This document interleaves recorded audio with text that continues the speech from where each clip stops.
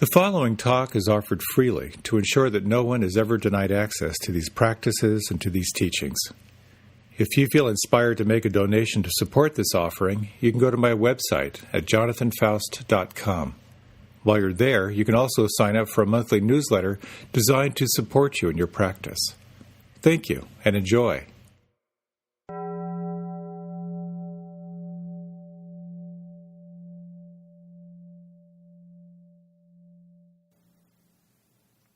This is a poem called Living in the Body by Joyce Sutphin. Body is something you need in order to stay on this planet, and you only get one. And no matter which one you get, it will not be satisfactory. It will not be beautiful enough. It will not be fast enough.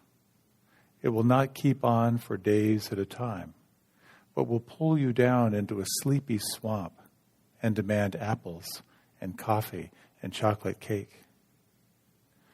Body is the thing you have to carry from one day into the next. Always the same eyebrows over the same eyes and the same skin when you look in the mirror, and the same creaky knee when you get up from the floor, and the same wrist under the watch band. The changes you can make are small and costly. Better to leave it as it is. Body is a thing you have to leave eventually. You know that because you've seen others do it. Others who were once like you, living inside their pile of bones and flesh, smiling at you, loving you, leaning in the doorway, talking to you for hours, and then one day they are gone. No forwarding address.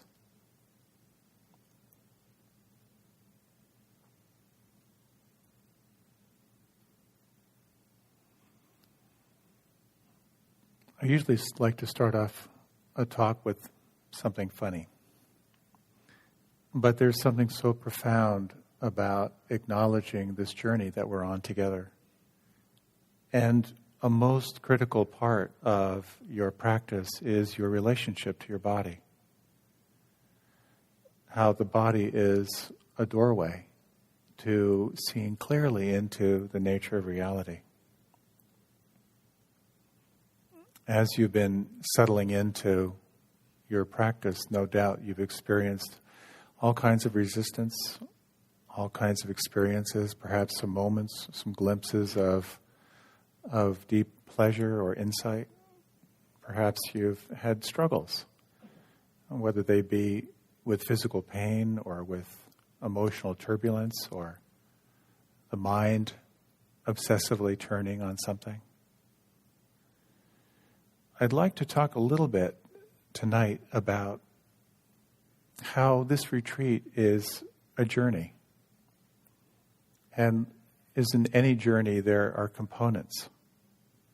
The first is that which called you here, that which called you to practice intensively for these days. Once you are called to practice, you then step onto a path, and for these days, this is the path. And this is a path that intimately embraces investigation of your relationship with the body. Every journey includes trials and tribulations, challenges and potential breakthroughs for your mind and your body. And every path leads somewhere. There's something that arises when you give yourself fully, as you are, to any journey, to any path. So first is to acknowledge the call. I lived in West Africa for almost 3 years in the Peace Corps. And I remember once I met this old, grizzled guy. He was really old. He must have been like 45 or 50. Like twice my age. And as we were talking, he was sharing me about all of his wild adventures in the third world. He was a big risk taker and adventurer. He had done photojournalism in war zones. He had also been a Peace Corps volunteer and worked for USAID. And He told me about his life of pursuing relationships and his struggles and adventures with alcohol and drugs. And he said something to me that I've never forgotten. He talked about how, as much as he was trying to make his life this fantastic adventure, he said he was noticing recently that even when he was in pursuit of like the ideal relationship, or he had this mixture of the perfect cocktail of chemicals, there was some voice in the back of his head all the time. And the voice was saying, this isn't it. He said right at the peak when it's supposed to be ecstatic, this voice would say, this isn't it. And he looked at me, and there was this long pause. And then I said, have you heard of meditation? And that led to actually a very powerful conversation. So it's important to acknowledge what called you here, the sacrifices you've made in order to be here. What were you hoping to get out of this time? Perhaps you're looking for a little calm before the new year begins. Maybe you didn't want to be with family. This is the next best alternative. Someone once telling me they were on a retreat in Costa Rica, and there was someone in the group who didn't really seem to fit in and wasn't really participating. But as time went by, really started to get into things. And she had a conversation with him afterward, and he was actually hiding from the authorities. So if you're here, we want to welcome you as well.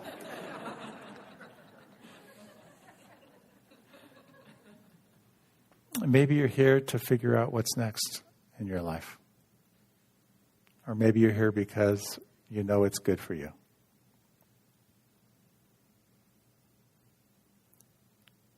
I think part of what calls us to practice is that sense of this isn't it.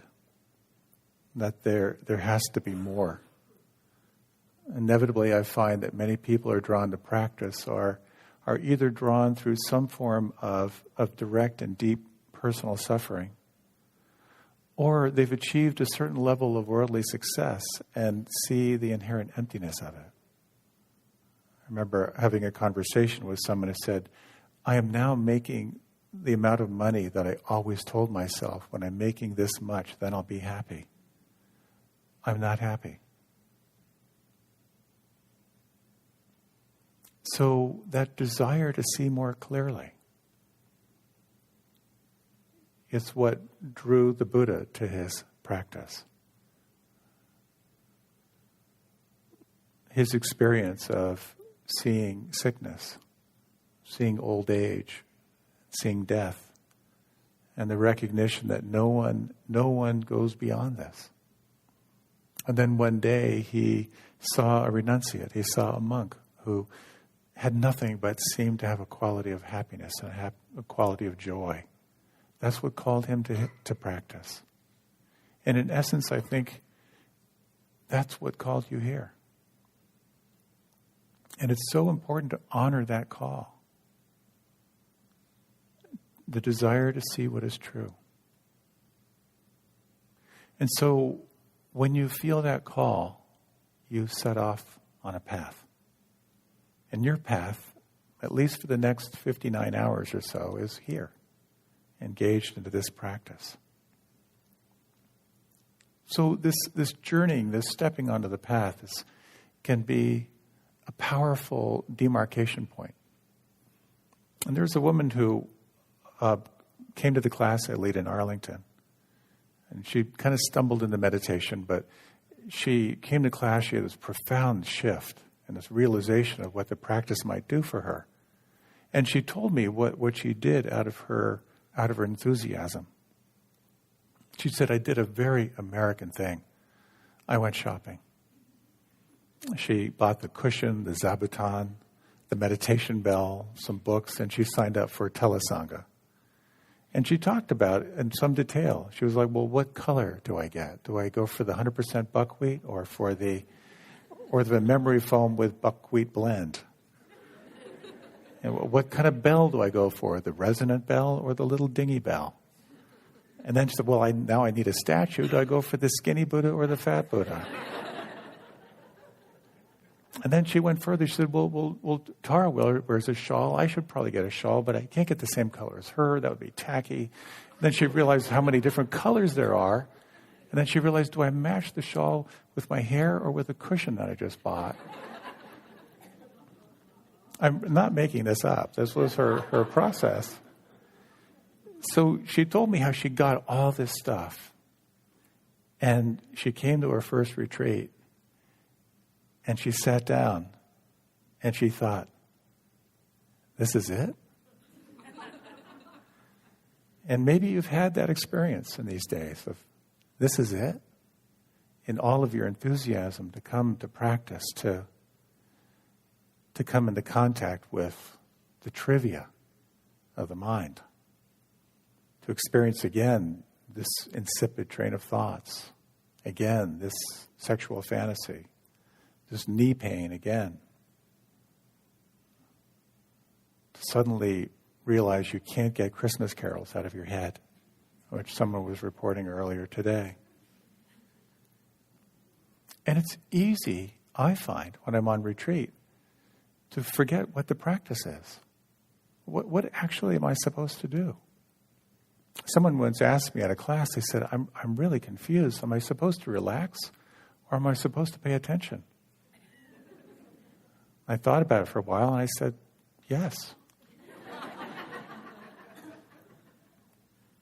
And Tara mentioned that metaphor, which I find so helpful, of the big circle with the line through it. Above the line is what you're aware of. Below the line is what you're not aware of. And from what I can tell, the line moves in direct relationship to your capacity to relax and to pay attention. And it can be so challenging. And many people have reported in groups how challenging it is to relax. We are so accustomed to doing. And is it possible to relax? I remember once on a retreat when it suddenly struck me that I didn't have to cook, I didn't have to shop, I didn't even have to clean up, that there were people whose full-time job was my welfare. All I had to do was to relax and pay attention. And in a sense, that is your job. How deeply can you relax? How intimately can you notice what is arising in any given moment? And so we're told to bring our attention to the body, to rest our attention in the body. What does that mean? Gil Fronsdal tells the story of how many, many years ago, before there were meditation centers, he felt this call to explore meditation and went to Southeast Asia, found a place where they could give him some instruction. And they gave him a little cassette tape and a little cassette player, and they said, well, there's your kuti, there's your hut. Let's check in a week. And he said, but wait a minute, what's the instruction? And they said, just keep your attention in your body. That's pretty broad instruction. And we've explored different modalities and different ways to do that. And there's an invitation for you to find the techniques and the practices that resonate for you. I'd like to share a little bit tonight about how to be with the body. So the body only lives in the here and now. It's the mind that is venturing off into an imagined future or venturing off into the past. So any time you call your attention back to the body, you arrive. And it's not an intellectual process. It's a visceral, intimate invitation to re-enter the moment. It's the practice of starting over and over again, just rebooting the computer. So a little Zen pop quiz. If you could just close your eyes for a moment. Where do you feel the breath right now?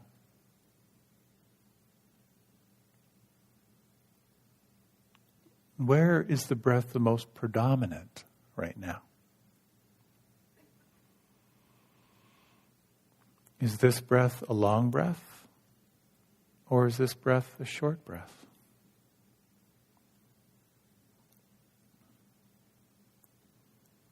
And in the last 45 seconds, has anything shifted inside as you just redirected your attention to the breath?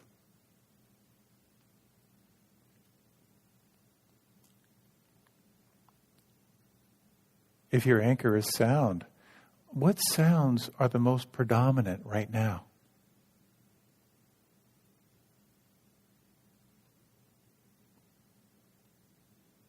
What are the sounds at the furthest edge of your awareness?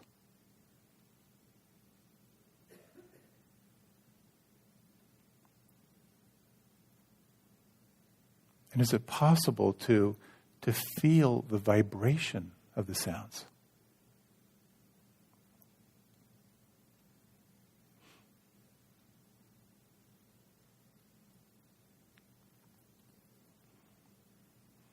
If your anchor is in the felt sense of the body, you might let your awareness flow into your hands right now. Can you soften your palms and your fingers, the thumb tips?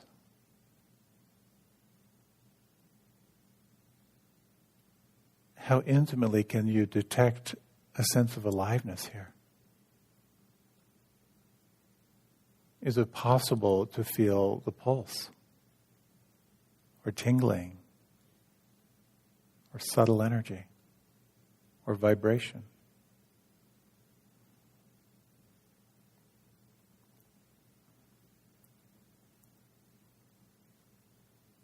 And you may notice in this embodied attunement that you cannot feel better by trying harder. Instead, there is an internal shift into receiving the moment directly through the senses.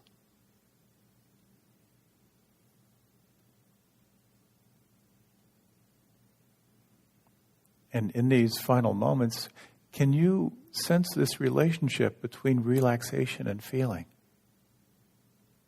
Can you notice how the more intimately you relax,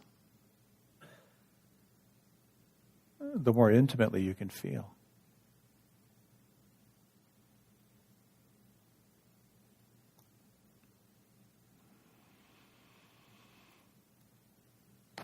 So in your own way, you can begin to deepen your breath.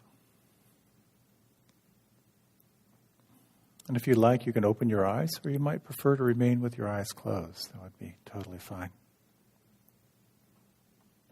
So when we think of this metaphor of the circle, with the line, that when you relax, when you pay attention, there are a number of things that you might notice. You might notice in more detail the quality of your thoughts. Perhaps you've begun to identify your top 5, the top 5 stories that just keep cycling through. You might notice more subtly the play of beliefs in your life. You might notice more of an emotional texture to your life. So as you move the line, you may also be aware of energy, of just the quality of feeling and aliveness of your body. So there are so many techniques for paying attention to the body, whether it be breath or sound or felt sense. We've talked about the body scan. And there have been some questions about the body scan. And just to say a few words about that, there are, again, many, many different techniques. One technique I find helpful for myself is just to notice different touch points in the body. I find for myself where I tend to hold tension is the forehead and the eyes. the tongue and the jaw and the belly and the palms and the soles of the feet. So for me personally, what I might do when I settle down, again, we might just do this as a little experiment. You can, again, just to close your eyes. And just to notice what happens when you direct your attention to your forehead. Feel the forehead smooth.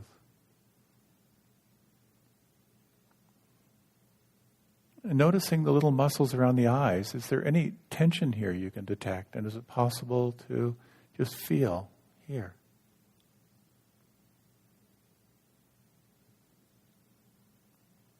If you let your tongue relax and fill your lower jaw, what felt shift do you feel here?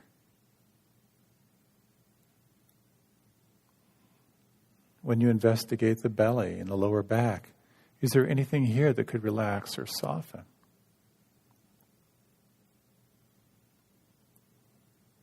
And if you feel the palms and the soles of the feet, what do you feel? What do you notice when you open your awareness here?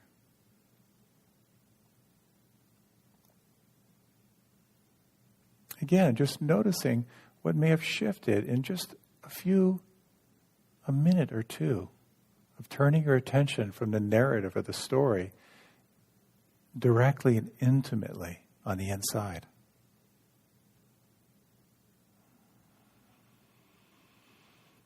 And again, you can deepen the breath. If you like, you can open your eyes or you can remain with them closed. Stephen Levine, a meditation teacher, sometimes suggests the mantra, just soft belly. And I find sometimes we each tend to hold our attention in particular points of the body, and it can be helpful just to hold one particular area, just the belly, to have that as an anchor you can check in with from time to time, just to notice if you can soften.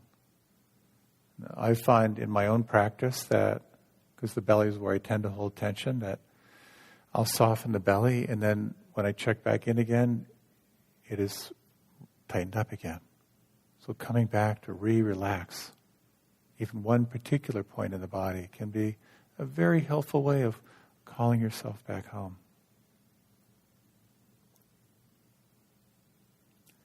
Embracing relaxation as a doorway to presence can be so helpful. And I wanted to reiterate a point that Tara made this morning, that it's easy to tighten up around the anchor. So when you notice the mind has wandered, there's a tendency to want to just bring it right back, hold on tight to the anchor. But an invitation is to take your time coming back. Maybe to touch into the body, to sense if you can relax. And then re-engage with the breath. Re-engage with sound. Re-engage with a felt sense. And you may find that can be a very helpful way of re-arriving. Doing it through this doorway of gentleness.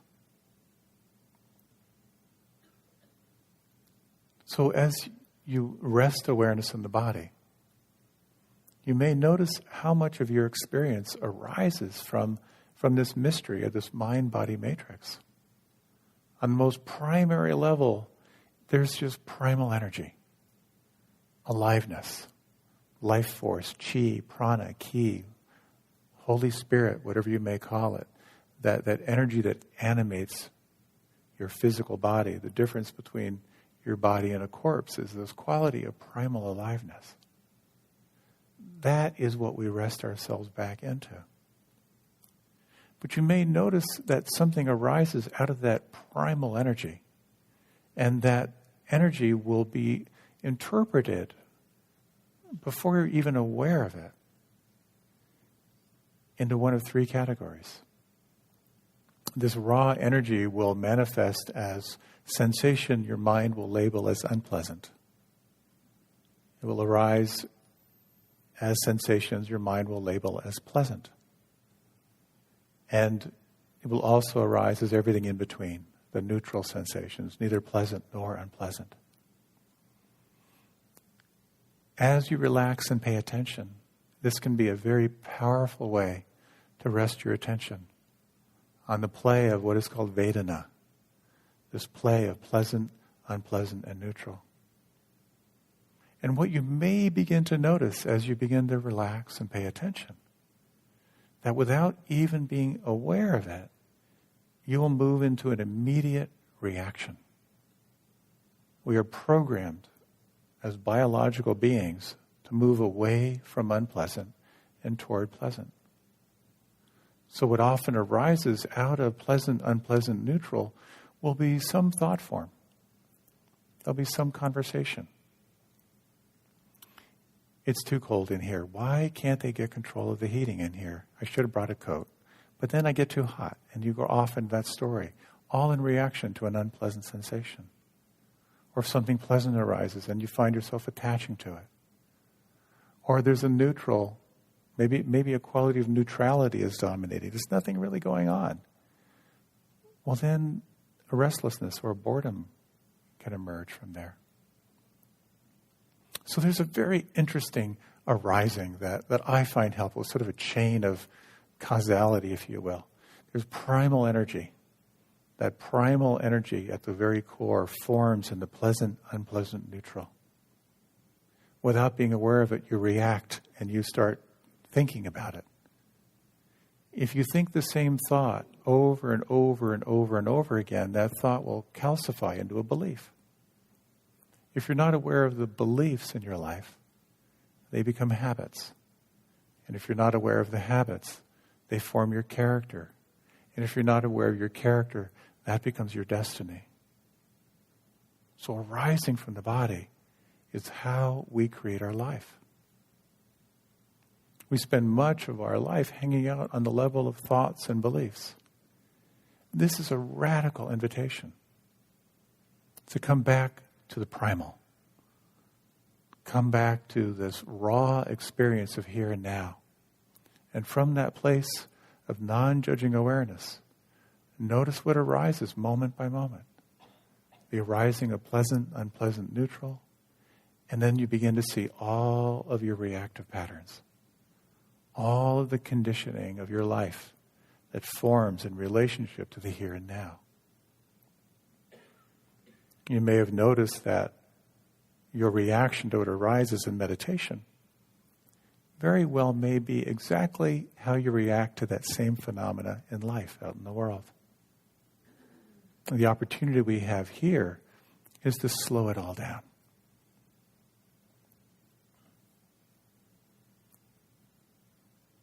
So what arises out of this practice, this radical practice of relaxing into the body and paying attention? Well, one of them is wisdom. You begin to see more clearly. And perhaps if the sloth and torpor fest is beginning to lift a little bit, you may begin to notice there's a little more aliveness, a little more vibrancy in your capacity to pay attention. The classic metaphor is you take a glass of muddy water and just leave it on the counter. Don't disturb it. And the sediment begins to settle. And so you may begin to notice this capacity to see a little more clearly. Not only what is happening, but your relationship to it. On my first month-long retreat, you have a check-in with a teacher, an interview with a teacher twice a week. And I really wanted to squeeze everything I could out of those 15-minute interviews. So I spent a lot of time reflecting on my experience, and I wanted to craft a question that would be really good. And I noticed that in sort of formulating my questions, I wanted to be smart and erudite, but not smug. And I wanted to be open and sincere, but not naive. Maybe you've had that same struggle in interviews of like, what do I say that's going to look good but not be too X? After the first few interviews, I realized what I really want is to be free. But I noticed that as I was trying to articulate my experience for the next interview, I'd be in a meditation, I would be on some really powerful wave, some really powerful experience. I thought, oh, this would be a great thing to share in my interview. But in the next sit, I'd be visited by a completely different weather system. In one of the interviews, I sort of blurted out my observation, which actually was quite significant for me. Where I just sat down and I said, it won't stop changing. My experience keeps on changing. And maybe you've noticed that nothing stays static in your experience. There can be the illusion, particularly when you're visited by one of these weather systems. If you're caught in aversion, anger, judgment, blame, wrath, and revenge, or when you're caught in fantasy or planning, or you're caught in worry or restlessness or sloth and torpor or doubt or that ruthless self-critic, it can feel like it's permanent. But the truth is, it keeps on changing. And this becomes a very important part of our practice, of learning how to embrace not only what is here, but the fact that all conditioned things change. And your relationship to change has direct impact on your experience of dissatisfaction, stress, or suffering.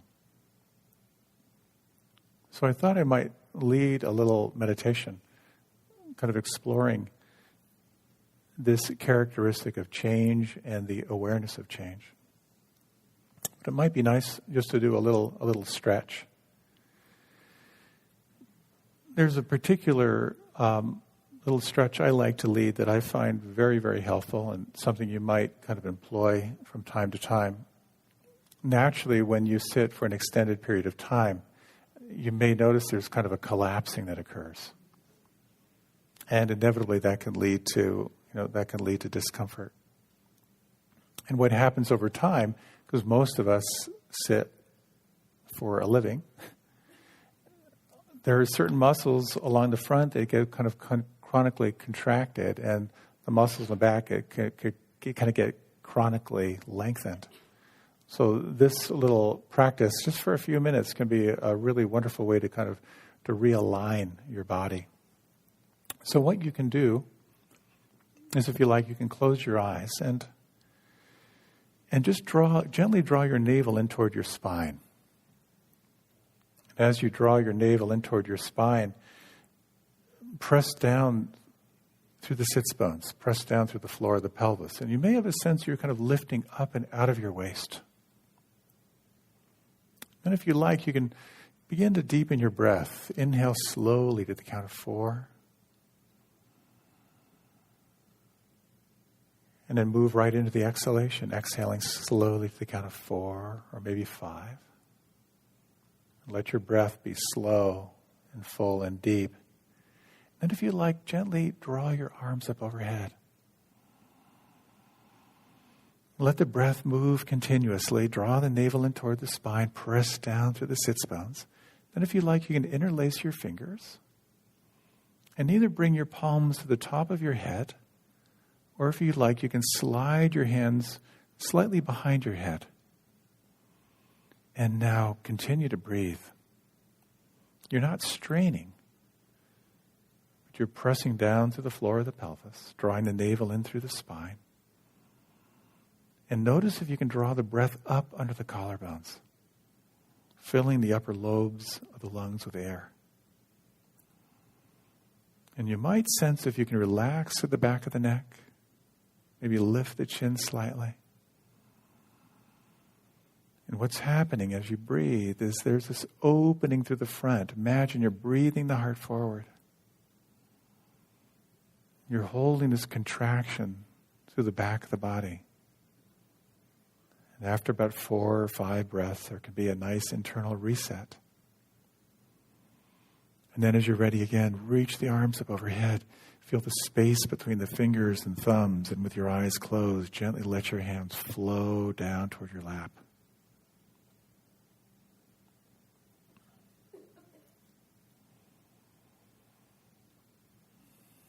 and relax and feel. And again, how intimately can you sense what is present?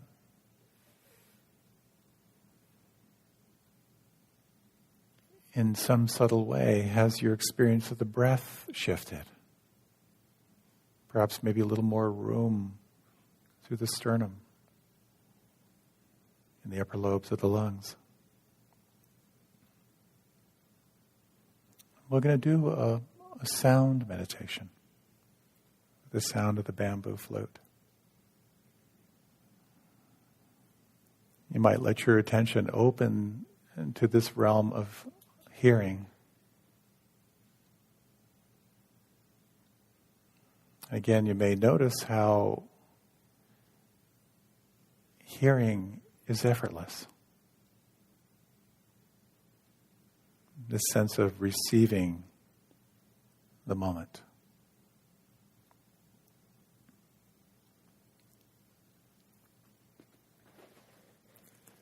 Letting your attention flow with the sounds and with the space between the sounds.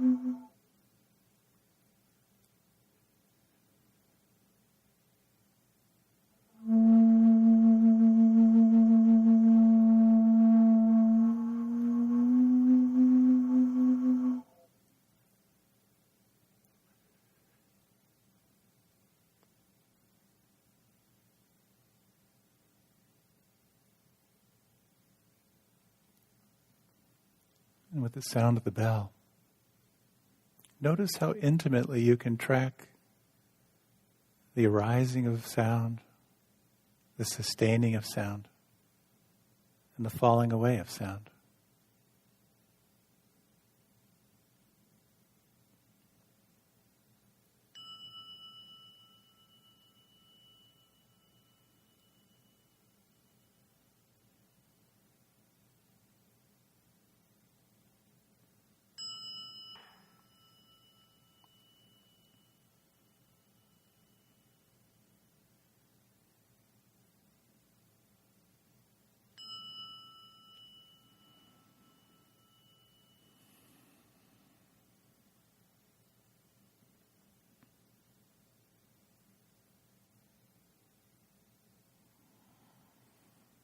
And again, if you like, you can remain with the eyes closed, or if you like, you can let the eyes open. When contemplating the body, the Buddha pointed out that there are 3 characteristics of reality you might notice.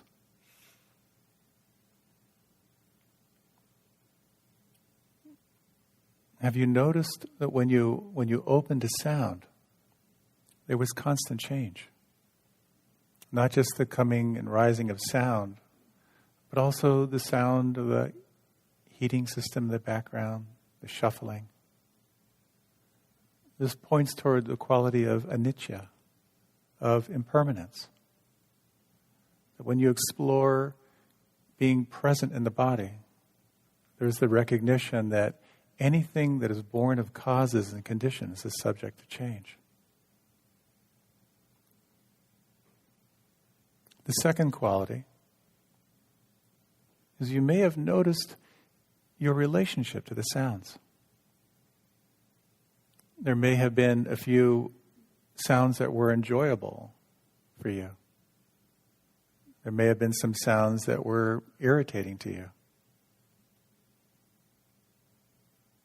And this points toward dukkha, which is described as dissatisfaction or unsteadiness or stress or suffering. Whatever arises in the moment, your relationship to it is a very interesting moment right there. Anything you resist, anything you try to hold on to, will result in some degree of dissatisfaction or unsteadiness. Anything you can allow and let be, correspondingly, opens up a sense of flow, a sense of spacious presence. The third quality you may have noticed is, did you notice how the sounds were rising and falling without you having anything to do with it? The sounds arising were utterly impersonal. And this points toward anatta, which is the perception of what is sometimes described as not self. The recognition that who you are is conditioned. Your body is born out of causes and conditions. Your thoughts and beliefs, your character structure, they're all subject to change. But it points toward something that is unconditioned. And we have glimpses of that at times when you are in those moments of deep allowing, of deep presence. This sense of when no sense of I or mine is present, this sense of the mystery, the sense of some ineffable quality of presence arises. When you bring awareness to the body and you deeply inhabit the body, noticing these characteristics can be very, very helpful. Recognizing that all conditioned things change. It's very helpful when you're struggling. It's also very, very helpful when you're pretty sure you've arrived. That too will change. I love this 2-part definition of meditation. It's training yourself to notice what is happening as it's happening, but also to notice your relationship to what is happening. To notice when there is any moving toward or pushing away. Can be quite revealing. No doubt you have had moments of flow in these days. Moments when there is a sense of contentment, a sense of non-desire, a quality of being effortlessly present to the rising and falling of phenomena. And inevitably there were perhaps times when you couldn't, when you were stuck. I find oftentimes for myself that there can be moments of equanimity, moments of presence, and then there is some kind of a clench that occurs. The Tibetans describe it as shampa. And that clench generally has a sense that there's something wrong. Either there's something wrong with me or there's something wrong out there. And when that clench arises, tension arises in the body. And I liken it to a wave. A wave begins to form. And what quite often happens is we find ourselves unconsciously wanting to get off that wave, wanting to get off the unpleasant. And that's when we spin off. We'll find ourselves hijacked by anger or aversion or blame. Or we'll disassociate by going into planning or fantasy. Or we get hijacked into restlessness and worry, that hamster wheel that has no resolution whatsoever. Or you find the plug sort of pulled and you're moving into sloth and torpor, a sense of going numb. Or you'll be paralyzed by doubt. The invitation and the challenge is to stay on the wave. When you begin to feel that discomfort arising, that ineffable discomfort inside, can you stay with it? John Gray has, in his relationships coaching, he talks about the wave theory of how when your partner is on the wave, the emotions are getting really intense. His coaching is wait. Don't try to fix. Don't try to solve the problem. Just wait. Give it 2 more minutes. And quite often, your partner will ride that wave. And we can do that for ourselves. You know what it's like when you feel some emotion arising, and then when you stay with it, the wave crests. And there may be an emotional release. Sometimes it'll feel like a weather system has passed through. Sometimes it feels like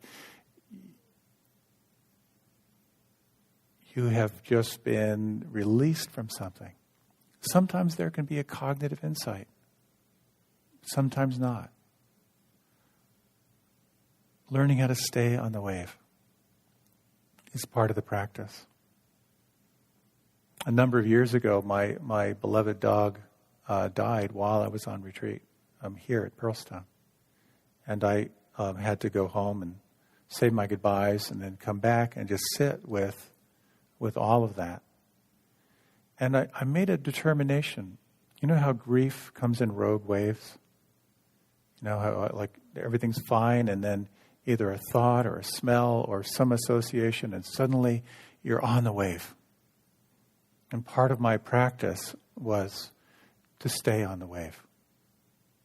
And it was a challenging and a fascinating practice to stay on that wave of grief until I couldn't find it anymore.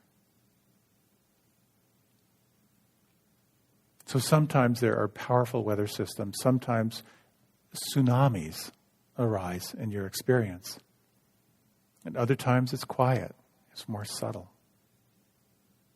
And the practice is about arriving again and again and again. Coming back to the body, exploring how intimately you can inhabit the here and now. And so one of the things that arises as wisdom in this practice, the other fruit of the practice is compassion. A teacher I highly respect, I was sharing this in a group, was saying that after decades of practicing intensively and teaching intensively, he felt that one of the most powerful practices is that when you are practicing and you encounter that clench, you encounter that undigested emotion, you encounter that sense of suffering, is that to locate it inside, to sense it, to feel it, and to sense how old that is. Quite often what we encounter in our practice are wounds that are quite young, that go way, way back. It's a very powerful inquiry to really inquire this grief, this sadness, this disappointment, this anger. How old is this? How long have I been carrying this inside? And if you have a sense that it's young, to invite that young little being just to come and sit on your lap. As I've practiced that, it is extraordinarily simple and extraordinarily direct. And so we speak of the practice of rain. And I wanted to share a little story and to talk a little bit about sort of the investigation in the body.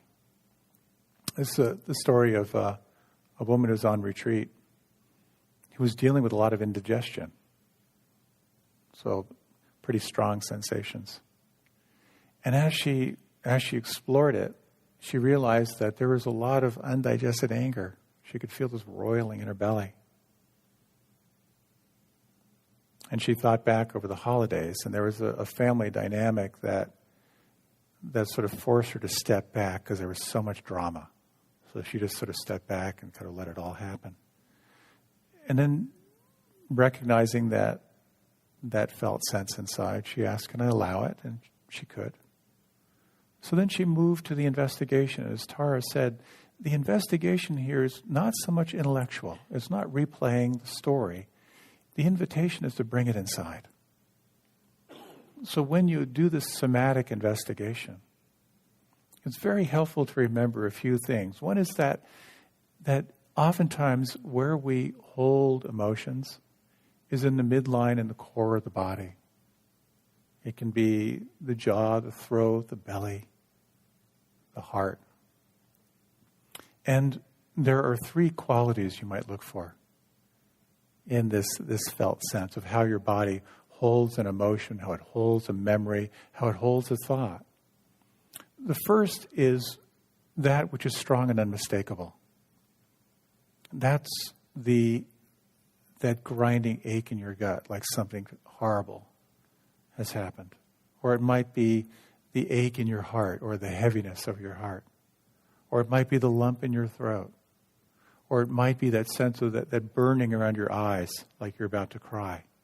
You can't miss it. It's right there. It's got neon lights around it. The second quality, as you relax and pay attention, is this felt sense may just move through as a wave, or it'll flicker. You may sense as you're investigating something that maybe like a wave of grief just goes through, but now you can't find it. It's there and then it's gone. The third area is the one that is the most challenging, but where a lot of the fruit is. And it goes right back to that metaphor of the circle with the line through it. And that is what you're feeling on the inside is just below the line. So what you're going to feel is it'll feel vague. It'll feel unformed. It'll be kind of amorphous. And so the magic word is something. As you investigate, there's something just kind of heavy over my heart right now. Or there's something here kind of leaden in my belly. And the invitation is to move as intimately as you can to sense what is here below the line in your body. So as this woman was investigating this memory, she could feel some tightness, some heat in her belly. She described it as kind of like hot lava. And then the practice is then to keep it company. So as she was investigating, she asked herself, well, is there an emotional word that describes this feeling? She said, oh, this is anger. But then she checked back, and that word didn't really resonate. That the word was actually disappointment. And she sat with that, this deep disappointment over this family issue. And then that changed too. And underneath it was a feeling of shame. And then she got very curious about that. What could that shame be about? And then she realized that what she was really feeling was no one cares about me. No one sees me. It's all about that drama out there. And there was a sense of really deep grief that she was able to touch into. And she could feel that feeling of that that no one sees me, no one cares, was very, very young, 4 or 5 years old. And she recalled that practice of just inviting that 5-year-old just to sit on her lap. And she said, the 5-year-old really didn't need anything except just reassurance. And she began to feel a felt shift. She began to feel something lighten up on the inside. Sometimes in our practice there are wonderful insights that are available. Sometimes not. I think I spent a lot of my years in my practice kind of gunning for insights. Just wanting to hoover up all I could learn. And I've really come to see that I don't have to look for stuff to work on. It's going to find me. And I offer that as an invitation as we explore kind of these technologies and approaches to kind of unwinding what's between you and feeling free or feeling loving presence. That this is not anything you have to pursue. You don't have to make it happen. But there's something very powerful about deeply relaxing, receiving the moment just as you receive the sounds, and to explore your relationship to what arises naturally by itself. There's a story of Shunryo Suzuki. And when he was really pleased with one of his students, he would call them simple. And when he was irritated, he would call them clever. And I love that. And it's something that I try to embrace in my own practice. How simple can I be? Is it possible that I can just simply relax and trust this moment, that whatever I need is going to arise in any given moment? So, this retreat is your journey. You will be set by obstacles. Seemingly impossible barriers may arise for you. And this is also a shared journey. And with the person sitting to your left and right and behind you, in front of you, you have no idea what battles they are fighting. And this collective becomes a very powerful element to draw on in your practice. You may recall a number of days ago we explored taking the refuges. Taking refuge in the Buddha, in wakefulness. Just to call yourself present to the here and now. To take refuge in the Dharma. To really explore, what do you know to be true?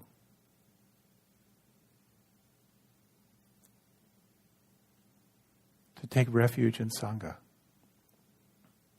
And as you deepen into your journey, this can be one of the most powerful elements to call on.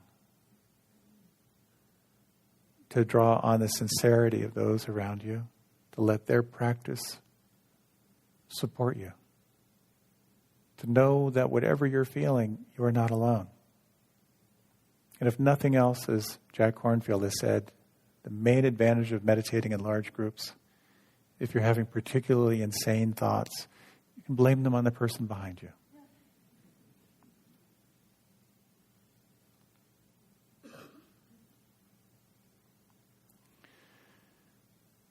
So let's close with a short meditation.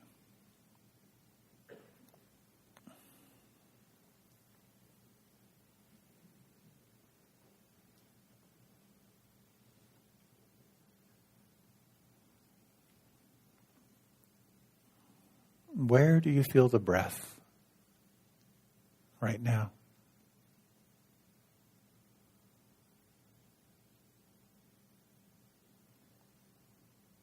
How intimately can you open to the vibrations of sound?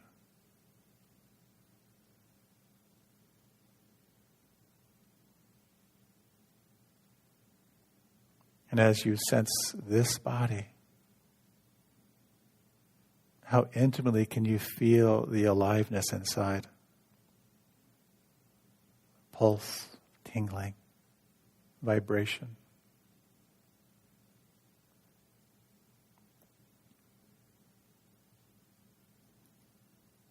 In your own way, honoring that which called you here for this journey.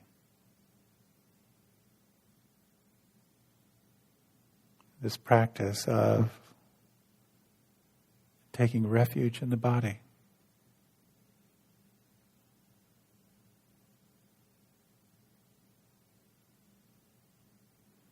We'll close with a variation on a very short prayer. The prayer of the Bodhisattva, or one version thereof. As you sense these hours and days ahead of you,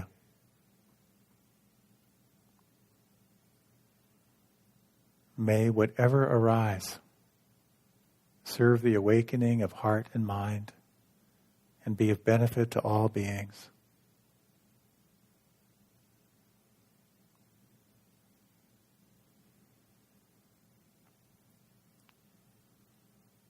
May whatever arise serve the awakening of heart and mind